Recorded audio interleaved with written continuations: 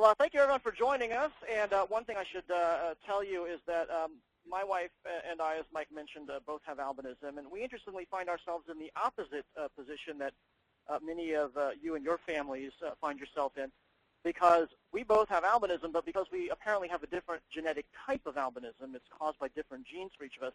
Our daughter does not have albinism, and as far as we can tell, we're one of only 3 couples in the United States where both the mother and the father have albinism, but their child does not. And so while many of you are struggling to sort of grapple with what can your child see and not see and understand that, we find ourselves constantly amazed at all the things that our child can see. Our daughter is constantly pointing to birds in the trees that we don't even see and picking things up off the floor. So it's definitely an interesting journey. So, Mike, I think I need you to give me control of the mouse here.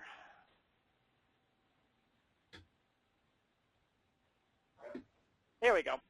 So, has an eye doctor or other professional said any of these things to you? Have they said things such as your child will only have 10% of her functional vision, or your child has 2200 or 2400 or 2100 or some other 20 over X hundred figure?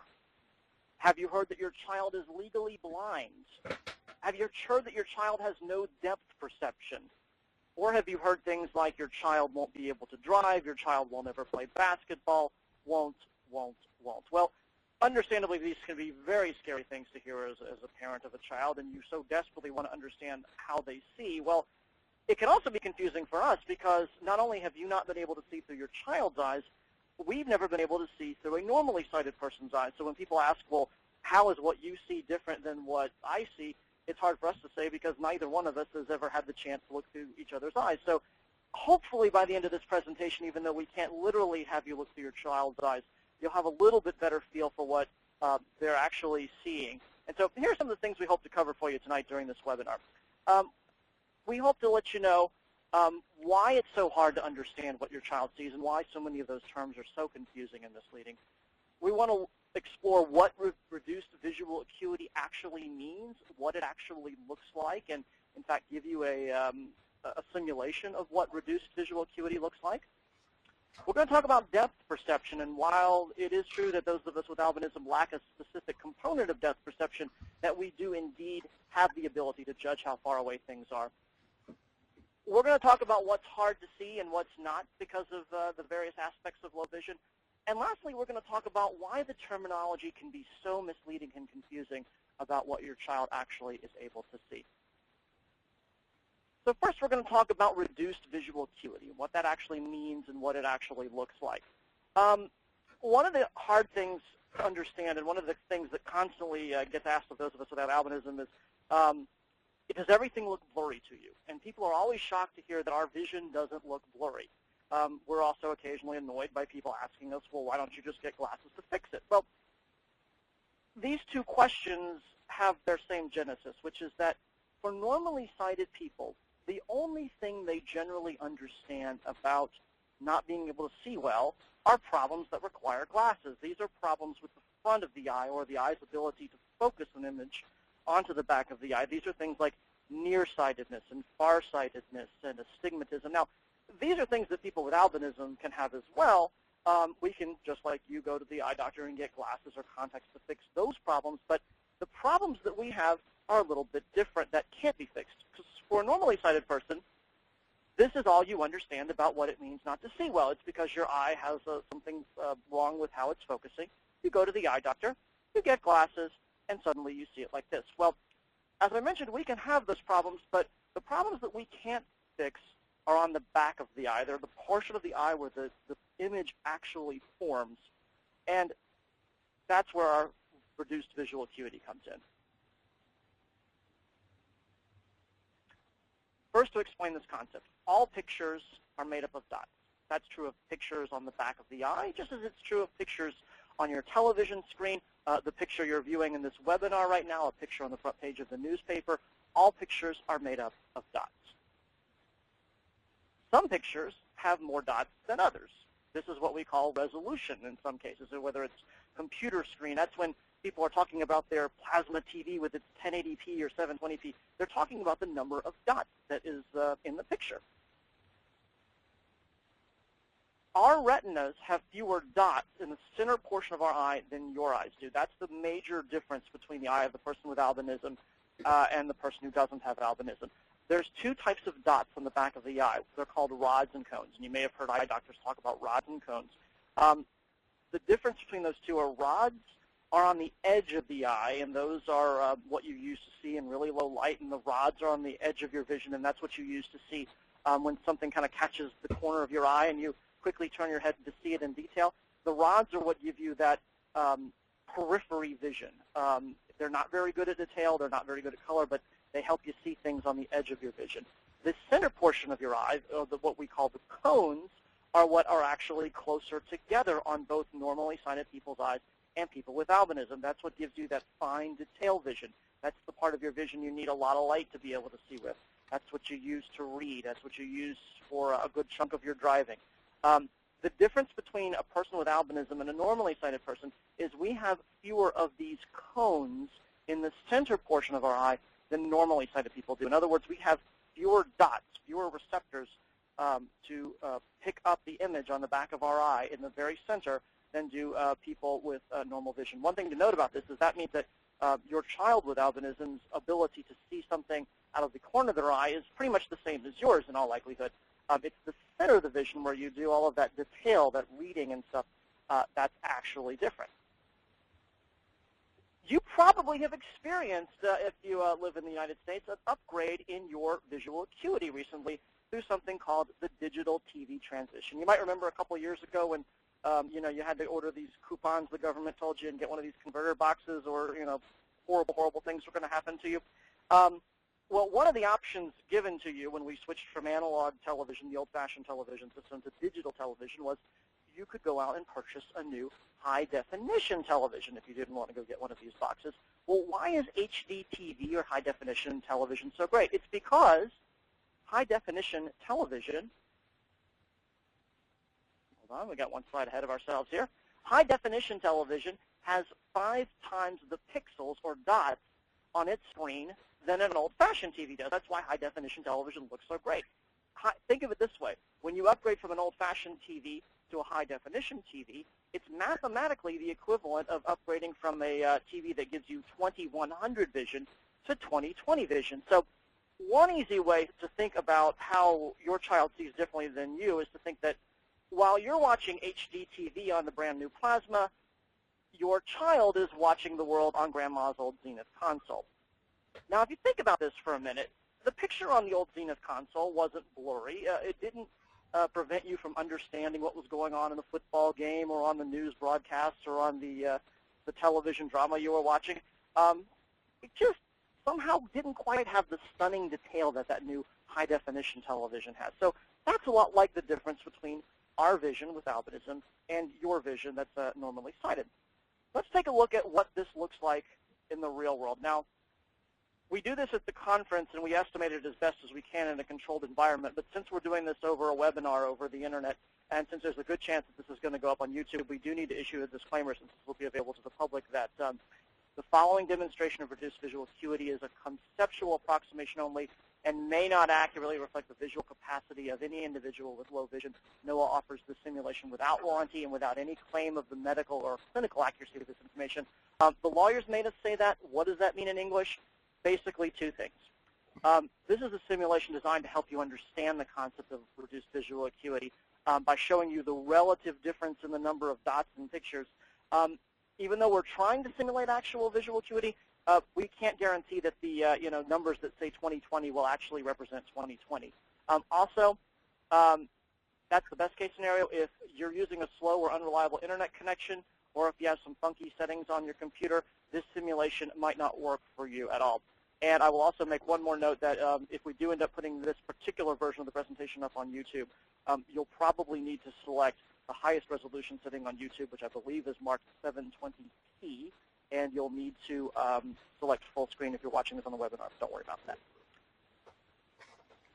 So first, let's take a look at this image. This is designed to be calibrated for 2020, and again, I reiterate, this might not be necessarily what you would see if you have 2020 vision looking out of your own windshield, but it's designed to set a baseline standard for the demonstration here. Notice at 20/20, you could clearly make out which lane the cars are in, which direction they're going. You can see that there's a turn lane for the opposite direction to turn left in front of you. You can see the construction zone. You can see that if you were driving in the right-hand lane here, you would need to shift because of the construction zone. There's an arrow to tell you to do that. You might want to notice the little orange diamond signs there in the kind of middle of the picture there. Notice what you can see there. And now notice as we go down to 20/70. Notice that you can still see everything that you saw in that picture that you would need to navigate this scene. You can still see the arrow telling you you're going to need to point, you're going to need to shift to the left. You can still see there's a turn lane in front of you. You can still clearly see which direction all the cars in front of you are heading. So with 20/70 vision, you would have no problem navigating this construction zone. At 2100, you'll notice that still can pretty much see everything you'd need to see to drive through this. You might notice that those two diamond signs that are helping you navigate, you're not quite able to make out yet at this point with 2100 vision. Not a problem. You can still see the cones in front of you clearly. You can still see the big lighted shift left arrow there. So you wouldn't have any problem navigating the scene at this acuity level, but you might need to get a little bit closer to the diamond signs in order to really make out what they're telling you. And then lastly, we're looking at 2200 here, and as you can see, the sharpness, the detail is worse in this picture at 2200, but you could still see that left arrow. You could still clearly see the cones. You could still clearly see that the lane in front of you is an oncoming left turn lane, and you would be able to navigate the scene even with this level of acuity. And again, your results may vary based on your internet connection and how you've got your computer set up. So if this isn't working for you, we apologize for that. Let's move on to another scene, a typical commercial district here. Notice this scene at 20/20. Notice that you can see all the cars. Notice that you can see many of the street signs for the businesses. If your computer settings are correct, you'll be able to make those out. If you're really astute, you'll notice that this picture is very, very old based on the gas prices in this photo. Notice that if you look very, very, very closely, you'll see a green light way down the street in this picture. Notice that when we drop down to 20/70, we lose the ability to see some of the smaller signs on some of these businesses, so that if you were looking for a business, particular business, you might have a little bit of difficulty even at 20/70 noticing the business, but you would still be able to see everything that you needed to navigate this roadway. You would still be able to tell what lane you were in, which direction the cars were coming, where the driveways were. Not a problem there. 2100, it gets a little bit harder. A couple more of the signs that for the businesses are difficult to see, but there again, you can still see everything in the roadway that you need to see in order to navigate this roadway. One thing you might notice, remember at 20/20, I don't know if you could see it, but I pointed out a green traffic light way down the road. Notice that at 2100, it was right above the red car there. You're not able to see that now. Is that a problem if you were driving on this road? No. Why? Because that green light was 7 blocks away. You can wait till you get closer to be able to see that green light, even at 2100. You would have problems, however, seeing the business signs here. And at 2200, even the big car wash sign there that was quite easy to read at most resolutions is getting a little bit difficult to read, and some of the other business signs are impossible to read. But even at 2200, you could navigate your car safely down this road because you could see what lane you were in, you could see the direction of other cars, and you could find all the driveways that you would need to find. Let's look at another driving scene. This is a rainy day, and you'll notice as we flip from 2020 to 2070, and we'll go ahead and go down to 2100 here, hardly any difference in what you're able to see in this picture. One thing that I like to point out is that rain is the great equalizer. With rainy days, it's almost like everybody has 2100 vision because the rain impacts what everybody's able to see, and it sort of equalizes it out so that you're seeing a little bit more what we see. But notice here again, at 2100, you would have no difficulty seeing your way through this rainy day. Even at 2200, about the only thing that you might have some difficulty with is recognizing the businesses that are on the signs up ahead in the picture. A little bit later, we'll talk about a way of working around that problem. Another road scene here. This is at 2020, and you'll notice that you can see the car coming in the opposite lane down a distance, down a ways down the road. You'll notice that you can see the sawhorses indicating there's construction on the left-hand side of the road here.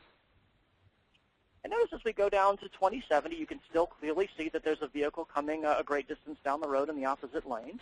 You can still see that there's sawhorses indicating construction on the left-hand side of the road. Now, when we get down to 2100, you can still clearly see the vehicle coming in the opposite direction, but those sawhorses indicating that there was construction on the other side of the road's shoulder, you might not be able to make out exactly what those are. Now, since as you can see on the far right of this photo, there's a sign warning you that there's construction, you would be fully prepared to look out for that, and you would be able to see that there was something on the left-hand shoulder of the road. You just might not be able to make out exactly what it is. And again, here at 2200, you still, even at this resolution, can clearly make out that there is a car heading your way in the opposite direction.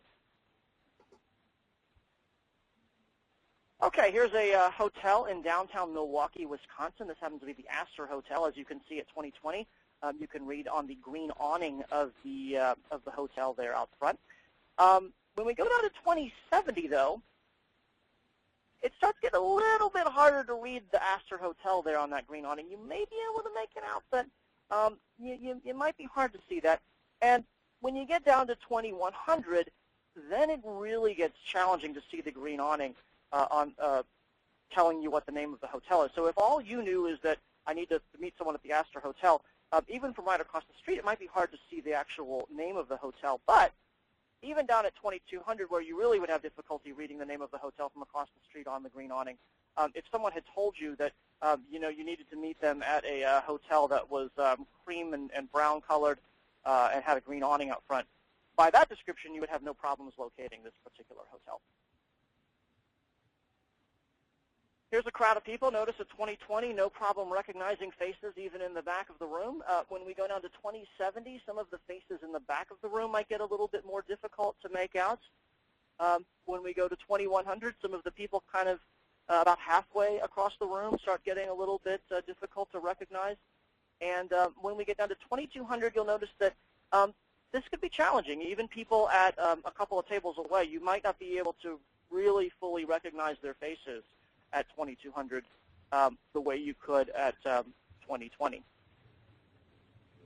Notice what happens, though, when you look at people much up close. This happens to be my niece when she was a toddler. She's now 8 years old, and I can tell you that makes me feel old. But here we are at 2020 a few years ago, and at 2070, and at approximately 2100. And even at 2200, you would clearly be able to make out our faces and appreciate how adorable my niece was in her toddler years. And lastly, for those of you who may have concerns that your child's vision will prevent them from enjoying the natural beauty of the world, this is Georgia's Lake Hartwell, an area I'm from, where you'll notice at 2020 and 2070, and switching now to 2100, and even at 2200, nothing preventing your child from experiencing the beauty of the world. So that was our simulation of reduced visual acuity. And again, since this is going over the internet and we don't have control over what you're actually seeing on your end, we do offer a disclaimer that your results may vary. Now, what does all this mean? What does this mean for your child in terms of what they can and cannot see and the questions you may have about that? Well, one of the common questions we hear from parents in NOAA is, why is it that my child can spot a tiny little Cheerio on the floor, several feet away, yet they have to hold a book, even with pretty large print, right up to their face to be able to see it? I mean, after all, it's true that the letters are actually bigger than the Cheerio. That's confusing, right? Well, if you think about it, there's not a lot of difference between different letters of the alphabet. In fact, I'm going to show you the differences between these letters here with these little red indicators. The difference between an E and an F is just one little line at the bottom of the letter. The difference between an O, a C, and a G is, a relatively small portion of the right-hand side of the circle. And the difference between lowercase I and a lowercase l is just one tiny little dot there, really. So keep your eye on sort of the red areas that show you the differences between these letters, and you'll notice that in order to make out those letters, you don't have to see the big whole letter. What you really need to see are these tiny little details, that tiny little line at the bottom of the E versus the F, the part on the right versus the O and the C and the G, and to see the difference between a lowercase I and a lowercase L, you actually need to see this tiny little section here. Those are actually smaller than the Cheerios. In order to read letters, you need to see the details. In order to see the Cheerio, as long as you can see that it's a O-shaped kind of beige-looking object, you can recognize it as a Cheerio. You don't need to see the individual dimples to recognize what that is. But with letters, you do need to see the details. And that's where reduced visual acuity can make life hard for us, is when you need to see the details. Now, many parents will marvel that, you know, my child can recognize a skyscraper in our hometown miles away, but yet they hold things so close to their face to read. The reason is to recognize a skyscraper. You know, this is a picture of downtown Chicago with the Sears Tower. I understand they now call it the Willis Tower. But if you know the shape of this building, you don't need to see the details of the building to recognize that this is the Sears or the Willis Tower. It's a well-known landmark, and you can recognize it from miles away. It's not about the distance. It's about the details. That plays a key role in what's going to be hard for your child to see and what's not going to be hard for the child to see. It's not about the distance. It's about the details. So let's talk about some things where the details really do matter, and it really can be difficult to see with low vision. Marker boards in school and fast food menu boards are perfect examples of things that are hard for us to see because they involve letters, and you need the details to see them. Finding faces in crowded places is hard. In high school, I hated walking into a school cafeteria with hundreds of folks and trying to find my friends amongst this crowd. Even in smaller venues like a bar, especially if it's dimly lit, it can be hard to walk into a bar that's crowded and spot your friends because you need to see the details of people's faces in order to recognize them. Small, fast-moving things are hard to see. The puck at a hockey game can be difficult, if not impossible to see. A bird in a tree can be hard to see. It might be easier if it's against the blue sky, but with all the details of the leaves and the branches, it can be real hard to see a bird in a tree.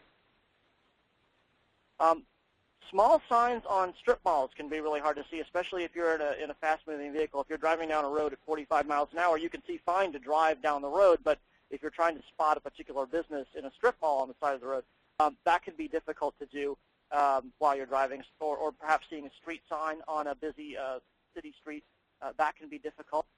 Note what is not difficult is that while it's difficult to see a street sign, it's not necessarily difficult to see a stop sign at all. Well, what's the difference? Well, not only is the stop sign letters S-T-O-P much larger than the letters on the signs telling you what street you're at, you don't even need to read the word stop on a stop sign. Ever since we're 3 or 4 years old, we know that that red octagon shape that is so bold and so easily recognizable means to stop. So you can easily see a stop sign and recognize it and know you need to stop, in some cases blocks away from it, even with low visual acuity.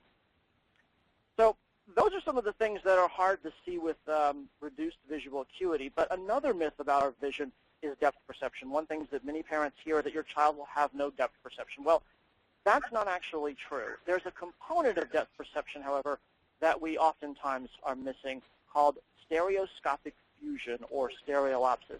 What is stereoscopic fusion? Well, you notice that we have two eyes, a left eye and a right eye.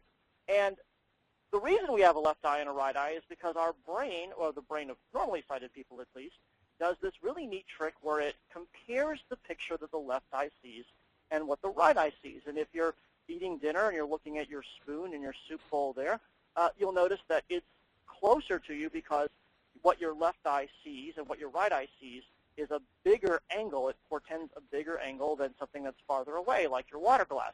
And the eye does this really neat subconscious trick of doing this giant subconscious geometry puzzle where it compares how big or how small the angle difference is between what your left eye and what your right eye sees, and it uses that information to create a 3D world for you. It's how one of the ways you judge depth. Well, there's a neat little trick we can do during this presentation to help you understand what it's like not to have stereoscopic fusion. We don't have it, and doctors don't know why. There's lots of theories. It's because of the way that the brain of the person with albinism is set up, but generally speaking, and there are some exceptions to this, people with albinism don't do stereoscopic fusion. You can experience what it's like to not have stereoscopic fusion right now through a little experiment. Simply raise your hand and cover one eye with it.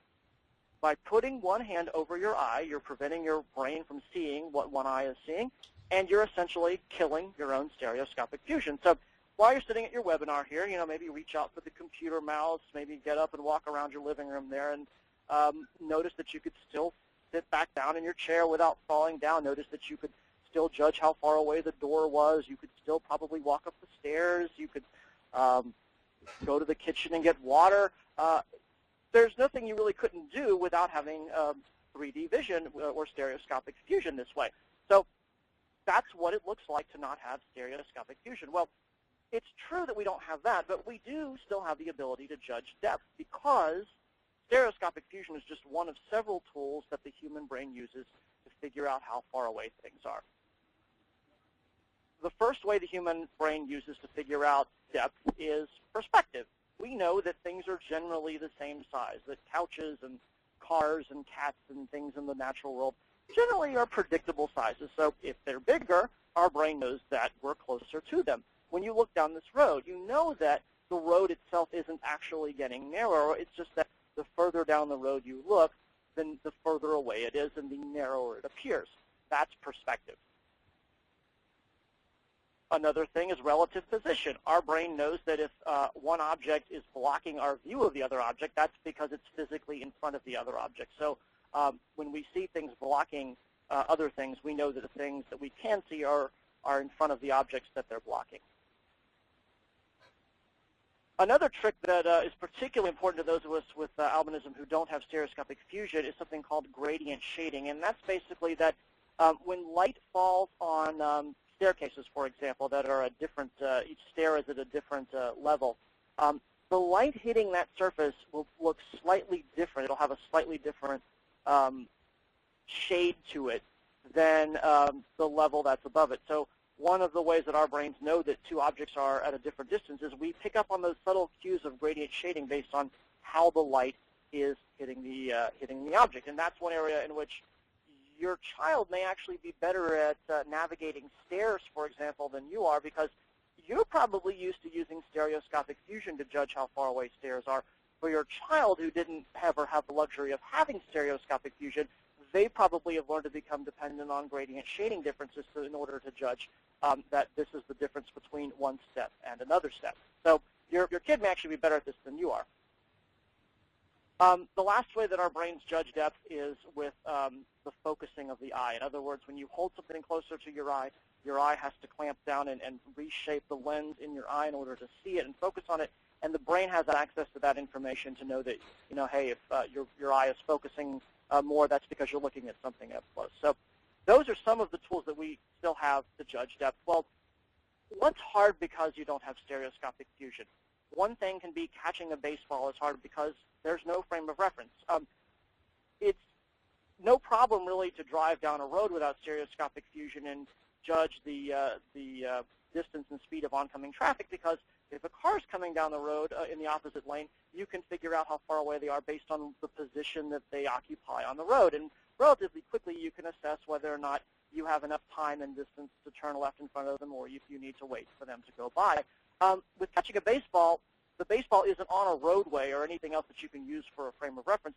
The ball is just falling out of a clear blue sky, and so there's really no way you can use relative position to figure out how long you have until the ball is going to land in your glove. It also can be difficult to slightly misjudge things that are at about arm's length. The brain really relies really heavily on stereoscopic fusion at about arm's length. So, there's a possibility that your child might have a slightly bigger inclination to spill their milk by misjudging how far away the milk glass is. My wife has albinism. She says I'm just clumsy, so it might just be me on that one. So we've talked about what is hard to see because of reduced visual acuity and what's easy to see. And we've talked about what can be difficult to see because of lacking stereoscopic fusion portion of depth perception. Well, why is it not so bad? Well, there's a number of reasons why all of these things really aren't as bad as what eye doctors tell you might make it sound. One reason is some things you just, frankly, don't need to see. For example, if you're driving in the road and a dog runs into the middle of the road, you're not going to wait and try to recognize what breed of dog it is or try to recognize the face of the dog and figure out, is that my neighbor's dog or whose dog is it? No, you're going to stop for the dog. If there's a person in the road, you're not going to wait and see if you recognize the person. You're going to slam on the brakes so that you don't run into them. Some things you just don't need the details to decide what to do with. The other reason it's not so bad is that we can simply make the image big enough to see it. And there's several techniques that those of us with albinism and low vision use to make the image big enough to see. The simplest in many cases is simply to get closer to it. I know it can be frustrating to see your child read at 2 or 3 or 4 inches from their face in some cases, when we're so accustomed to seeing people read at 12 to 13 inches. I'll never forget my first NOAA conference. It was in 1998, and simultaneously I saw 6 of my new best friends holding up a restaurant menu right in front of their face and sort of scanning back and forth the way some of your children might do to read. And for the first time in my life, I thought to myself, wow, this actually really does look kind of weird. But the reality is that even though it might look awkward to see your child read this way, there's absolutely no reason they can't read at a few inches from their face. Now, if your child's complaining of headaches or eye strain, you do need to make sure that they have proper correction if they need glasses or contacts. As you get older, you need reading glasses, and some of those of us with albinism may need reading glasses at age 35 instead of age 50 because of the natural weakening of the eye's ability to focus that happens to everybody regardless of low vision. But assuming your kid has proper eyewear, there's absolutely no reason that they can't read just a few inches from their face as long as they're okay doing that. You shouldn't force your child to read at 12 inches. A lot of parents have questions about, my child's sitting and putting their face right in front of the television set. They're, sometimes gluing their nose to the screen of the television set, and I'm worried that that's bad for them. Well, all modern television sets are safe to watch from a few inches away. There's no problem health-wise with doing that. It doesn't matter if you've got one of the old-fashioned TVs, one of the new plasmas, the LED TVs, the computer monitor, LCD. All modern TV sets are safe to watch from a few inches away. Why do people have this misbelief that television sets are dangerous if you get too close to them? Well, there's one exception to this rule. If this is your TV set, you probably should not watch it from a few inches away. Apparently, it really is true that the very first TV sets that were manufactured right after World War II in the late 1940s had some sort of radiation if you were close to the screen. But by 1950, any television set made after 1950 does not have this problem. The second thing we do when we can't get physically closer to the object is we'll physically make the image bigger. This is where large print books come into play. This is where blowing up things on the photocopier comes into play, or enlarging things with the CCTV, or using a bigger computer font. The reason that making the image itself bigger works is because you're spreading the image out over more dots. So, you'll notice here, your vision is here on the left, our vision is on the right, and notice that 18 and 16 and 12-point font, really not much difference. Even though the image on the right isn't quite as clear as the image on the left, you can still clearly make out what those words are. But when you start getting down to 10 and 8, and definitely by the time you've gotten down to 6-point font, while it's no problem at all to read it with your vision on the left, it really is almost impossible to make it out with our vision on the right. So by increasing the font size, whether it's from 8-point font up to 16-point font, 6-point font to 12-point font, you make it big enough so that it's spread out over enough dots that those lack of dots on the back of our eye really don't matter, like you see here with the 18-point font at the top. Third thing we do is, if we can't physically make the image bigger, is we magnify the image as it hits the back of our eye. That's through using things such as monoculars or binoculars, a telescope, or a bioptic telescope, which is simply a really tiny telescope mounted in the glasses so that all you have to do to see through the telescope is dip your head. You don't have to physically put the telescope up to your eye. Let's take a look at how that works in real life here.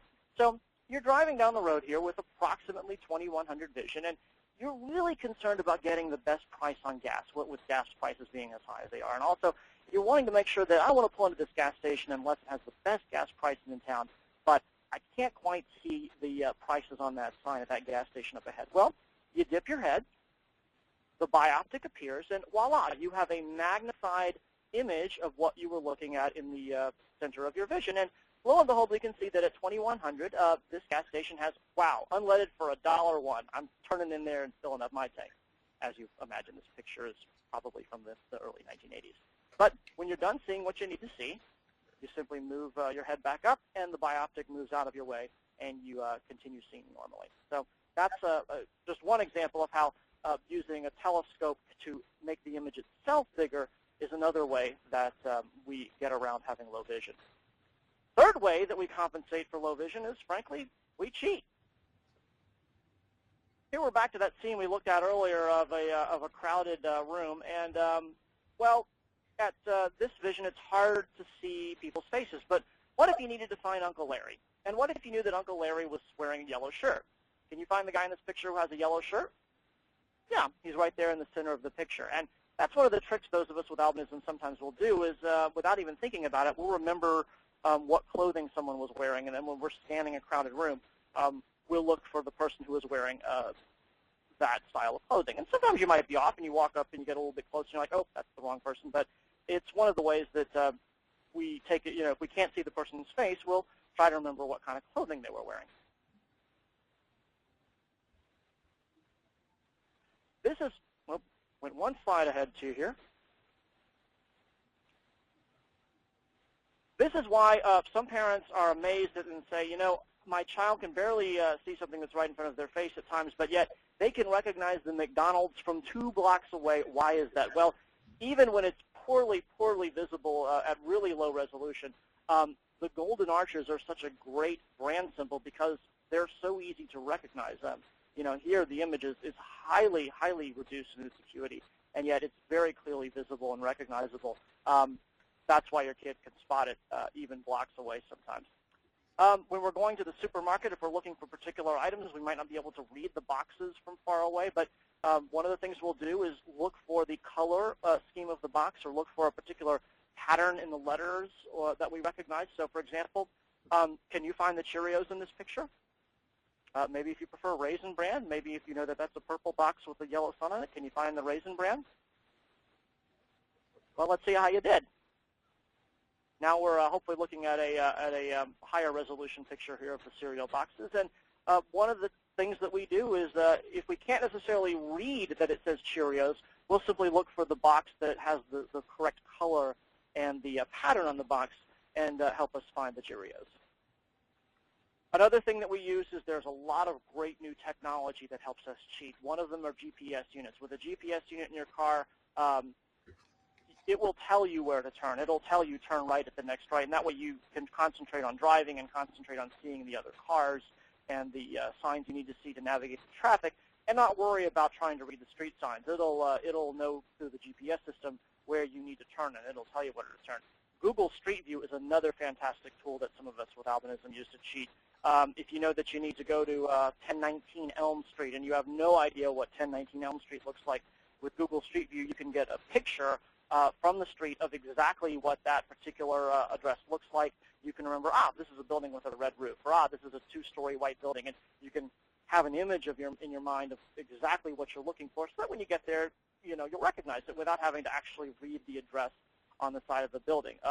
If you get an iPhone, it even has Google Street View built right into the iPhone. So, if you're on a street and you're not sure you're at the right address, you could theoretically even just type in the address, go to Street View, and match up, hey, am I in front of the right building? So that's another way we cheat, through the wonders of modern technology. Now, last thing I want to talk to you about is don't believe a lot of the lingo you hear about what the low vision terms mean to your child. Let's dispel some myths about a couple of these terms. The first term that can be very disconcerting is legally blind. Let's talk about what that term actually means. Back in 1933, 34, I think it was, when the Social Security Administration was first getting up and started. As you know, Social Security is not only for people who are of retirement age, but it's also for people who are disabled and can't work because of a disability, and one of those disabilities is a visual impairment. And the government needed a down and dirty way of quickly determining who was eligible for Social Security benefits because they couldn't see very well enough to work, and who wasn't eligible. And the way they did it is they very quickly got this standard of 2200 on a Snellen chart. The Snellen chart itself, not only does this standard date back to 1934, but the Snellen chart, the eye chart that they used for this determination for legally blind, was created during the Civil War in 1862. So we're dealing with a standard that's 80 years old, very hastily come up with, using a technology that's 150 years old. And the only thing that legally blind means is whether or not you're eligible for certain government services. So the thing that I want you to keep in mind here is when you hear the term legally blind, don't concentrate on the blind part because it doesn't mean that people can't see. Concentrate on the legal part because that's really all legally blind is a legal definition. We're talking about the government here. Second term that can be misleading is a vision loss.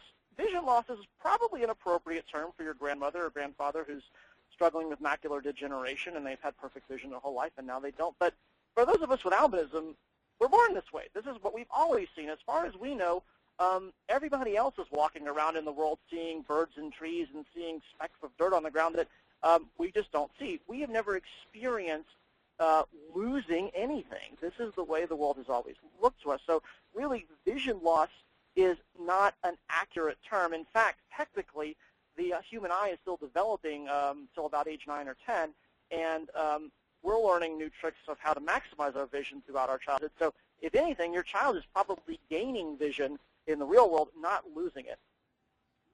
A couple other terms I think can be misleading are partially sighted and even in the term low vision. And I think the danger in these terms is that in many cases they get us thinking that those of us with low vision we're not really sighted, we're not really blind. Somehow we're in between the sighted world and the blind world. And I think the danger of these terms is that it can lead you to believe that the choices your child needs to make are whether or not to use their vision in a particular task. Well, the reality is those of us with albinism really consider ourselves in the sighted world. We use our vision to navigate our world.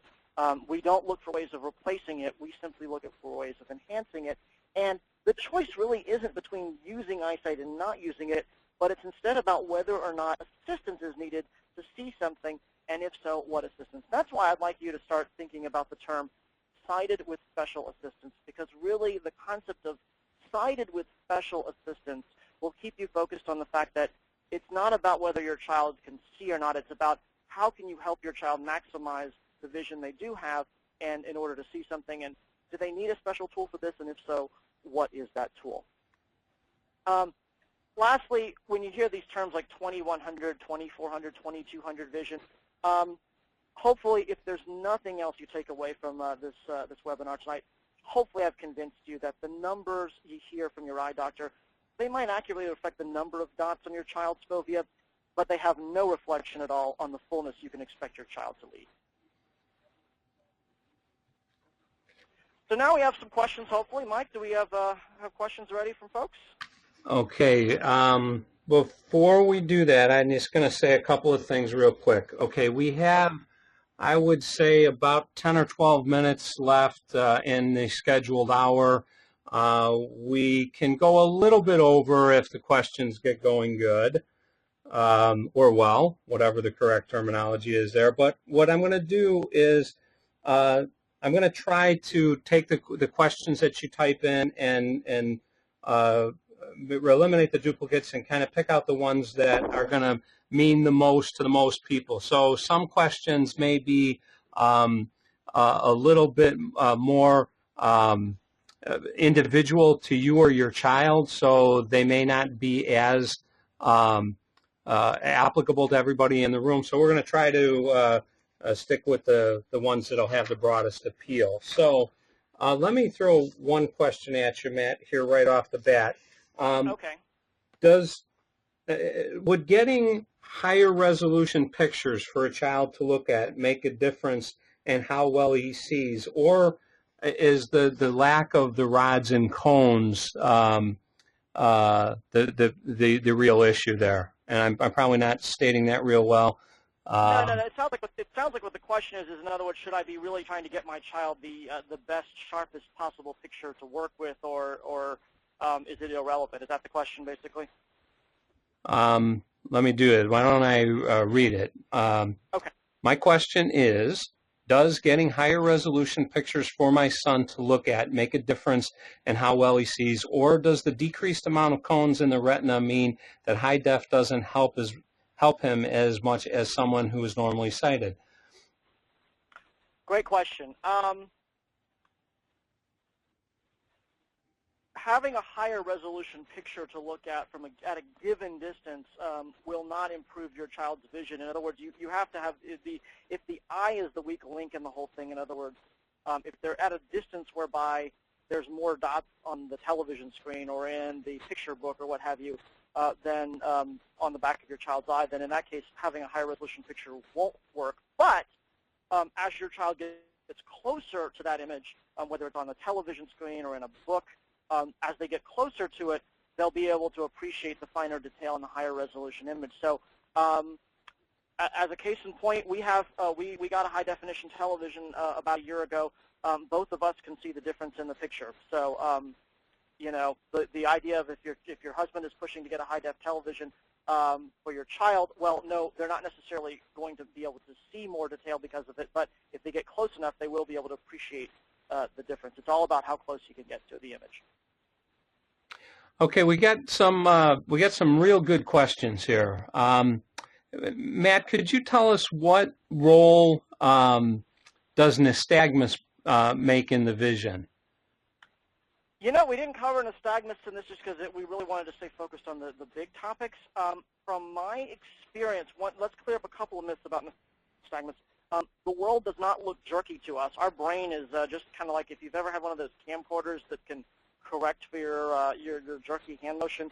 Somehow our brain does a super job of correcting for nystagmus, and so we don't even notice that our eyes are moving. From what I understand, there is some reduction in the visual acuity that is because of the nystagmus, but the main thing to take away from this is the world does not look. So in other words, if you can slow the nystagmus, you know, that might help contribute to a little bit better visual acuity. But rest assured, your child is not seeing the world zigzagging by them, even if their eyes are going back and forth. Okay. What kind of magnification equipment is helpful for a child to use in school? Great question, and you know, there's you know, really I would encourage to explore this in depth with other parents on the Albinism online community on Noah's website, because some of the technology is so much better than when I was in school. There's everything from the simple tools of moving closer to the board, in some cases work for some children. For a lot of us with albinism, though, even being in the front row isn't going to be close enough. Some kids do well to see chalkboards and stuff using a handheld magnifier. Some kids might use, especially when they get a little bit older, might benefit from having a bioptic telescope, which is, again, is a microscopic, a really small telescope. When I say microscopic, it's not a microscope, but it's just a really small telescope mounted in eyeglasses. For closer up work, some kids will just need a pair of reading glasses so that they can hold things a little bit closer and focus.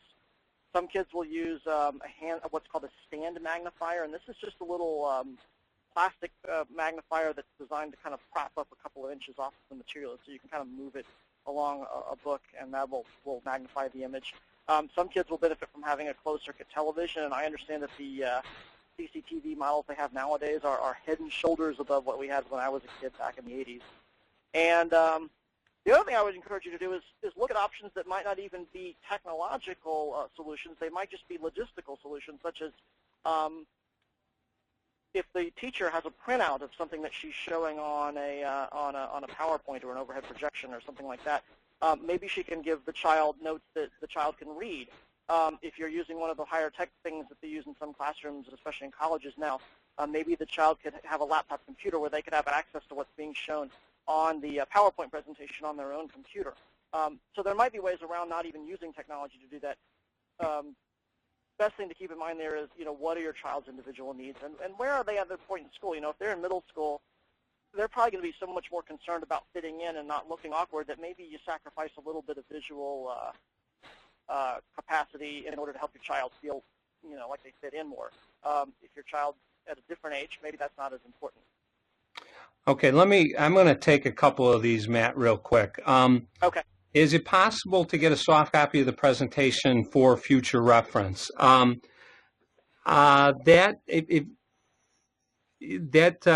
can probably do that. If you could email me, I'm going to talk about how to contact and follow up in a couple of minutes. A couple of questions here. Is there a minimum acuity that generally the standard to obtain a driver's license? You know, we can, what NOAA wants to do with these webinars is to address a wide variety of topics. That varies from state to state and from jurisdiction to jurisdiction. I think that would be better handled in a different webinar on low vision driving specifically. What magnification is appropriate and helpful for toddlers? You want to take a crack at that, Matt? You know, the funny thing is I have a toddler, but I've had a toddler over the last couple of years, but she has normal vision, so I feel completely a little bit out of my league here. Probably the best thing you can do, and again, this varies so much based on your own individual child, but my biggest advice to a parent with a toddler with albinism is help facilitate and don't discourage them from getting closer. If they want to stick their nose right in the middle of a book, let them do it. If they want to put their nose right up against the TV, assuming they're not preventing the rest of the family from watching TV, let them do it. Again, safety issues might be concerned depending, you might have to watch out. Obviously, you don't want them sticking their nose right up to the fireplace or something, but probably for most toddlers, just simply being able to hold things close enough to their eyes to get a good look at them is the best way to help them explore. Beyond that, probably even a child, toddler age is young enough to be introduced to some things like the stand magnifiers that I was talking about earlier that you could, move on a book. Those things are relatively inexpensive. They're probably too young for more expensive solutions like CCTVs and bioptic telescopes and stuff like that. But, a little stand magnifier isn't going to set you back for, what, 15, 20 bucks maybe? So, okay, we got it. We got two real good related questions here, Matt. Okay. One is you only went down to 2200. Why didn't we go beyond that? Great question. Couple of reasons. One is that since this is only an approximation, we weren't as confident in anything we could create at 2400. A second reason is that we knew that a lot of folks on this call probably have young children. Your child might be a baby, your child may be a toddler, and what we've noticed through the years at NOAA is that a lot of times when your child is young, you'll hear an eye doctor tell you your child's going to have 2400 vision or 2600 vision. Well, lo and behold, that same child, we see them at a NOAA conference years later, and they actually have 2100 vision or 2150 or 2070 vision. Well, what happened? Well, a couple things happened here. One is that in a lot of cases, eye doctors flat out guess wrong, and they tend to tell parents pessimistic guesses on your child's vision. So a lot of times when you hear 2400 from your eye doctor, it might, especially if you have a young child or a baby, it's not because they've actually tested their eyes. It's just because somewhere they read albinism is 2400, and that's the number they quoted you. Even if they have done measurements on your child's eyes, unless your child's actually able to read, and I know that they have some eye charts that, they don't use letters and numbers, they use, pictures of cats and dogs and ducks and stuff. But the reality is, unless your child's old enough to really start reading, they're really not old enough to give the feedback necessary to allow an eye doctor to get an accurate picture of their visual acuity. The second reason is the eye is actually still developing, and so while even if a child may have 2400 vision when they're 1 year old, that same child, by the time they're 9 or 10 or 11, may actually have 2200 vision or even 2100 vision. I actually remember my own vision even from 5 or 6 or 7 years old being worse than I remember it being as a teenager. So one of the reasons is that we really just didn't want to give you this impression that 2400 was what your child's going to see for life, when in fact they may end up having better vision. Is it true that there are people with albinism who have 2400 vision as adults? Absolutely. There are people who have vision worse than that, but it ends up being kind of a bell curve. There are also people with albinism who, believe it or not, actually have 20/20 vision. I don't know how they pull that off, but so we really just kind of wanted to go with the range of vision that is most typical for teenagers and adults with albinism. Right, and one of the things that, as Matt I think said a little bit earlier, and I want to put an exclamation point on, is that these measurements are all done in controlled environments, and the real world isn't always a controlled environment. So, one of the questions here is that you mentioned that a person's eyes are still developing until about 9 or 10 years old. When you have a young child who is being given the vision estimate of 2400, the question is, do we feel that that's what the vision could truly be, or the fact that his vision is still developing could play a part in that number. I think Matt kind of explained that, but to go further on that point is that there are some instances where you're going to be amazed by what your child can see, and you're going to say, well, there's no way that a child who's been measured with 2400 can see that. And that's really what we're cautioning you about, is that the numbers have only relative meaning. They're not gospel. They're not something that you know, are static and will always be.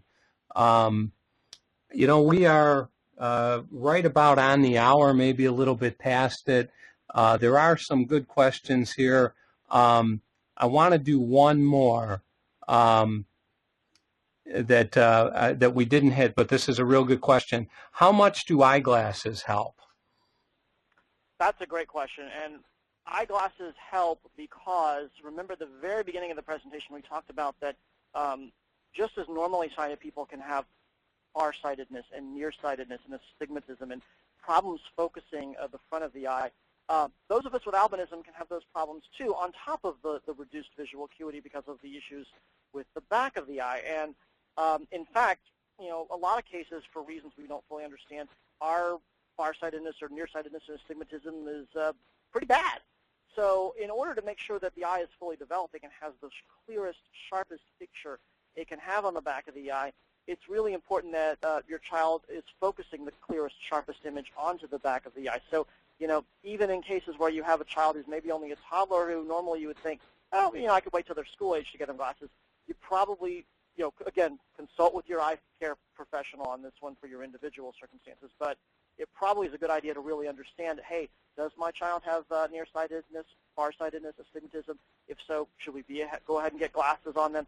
And if, you know, don't let an eye doctor tell you, oh, that's not going to matter, because the reality is you do want to have, you know, you don't want to have weak links on top of the problems with low vision. You want to make sure that the eye image that's focusing on the back of the eye is as sharp and clear as possible. Right, and what my personal just observation from a kind of a pedestrian viewpoint is that if you go to a NOAA conference and see a bunch of adults with albinism, you're going to find that, you know, maybe half or 60% are wearing spectacles or contact lenses, and the other, you know, 40 to 50% are not, because that correction doesn't really make a significant enough difference for them, but for many people it does. I'm going to do one last question. I'm really sorry that we can't go much further, but we advertise this as being about an hour. Can I add one quick thing before you do that, Mike, to that Sure. question?